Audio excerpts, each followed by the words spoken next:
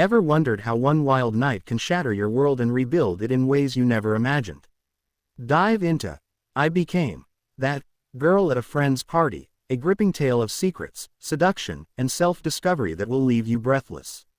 Subscribe now to unlock more exclusive stories like this and never miss a twist. Story. It was a Friday evening in late summer, the kind where the air hangs heavy with possibility and the sun dips low, painting the sky in hues of orange and pink. I, Emily Harper, had just turned 25, but I felt like I was still navigating the awkward remnants of my early 20s. My life was predictable. A 9-to-5 job at a marketing firm, a cozy apartment shared with my cat Whiskers, and weekends spent binge-watching shows or scrolling through social media, envying the glamorous lives of others. That night, though, everything was about to change. My best friend, Sarah, was throwing a party at her upscale loft downtown to celebrate her promotion.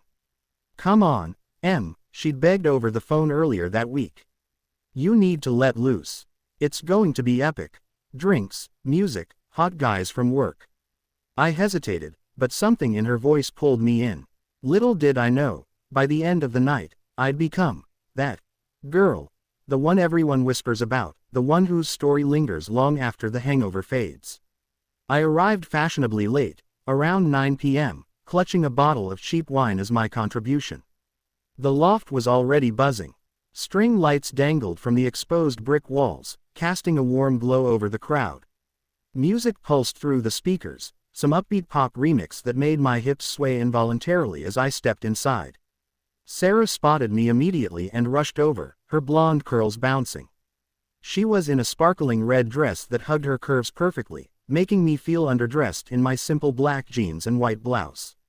"Emily, you made it," she squealed, pulling me into a hug that smelled of vanilla perfume and tequila.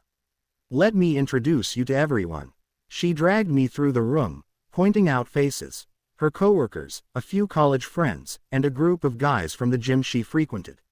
One in particular caught my eye, Jake, tall with tousled dark hair and a smile that could melt ice. He was laughing with a group near the makeshift bar, his eyes crinkling at the corners. As the night progressed, I found myself loosening up. A couple of cocktails in, and I was chatting animatedly with a girl named Mia about our shared love for true crime podcasts.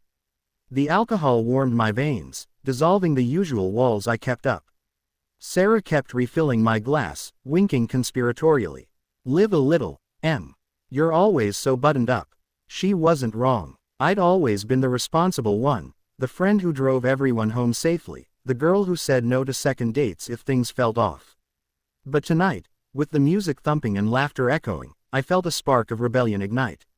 Around midnight, the party hit its peak.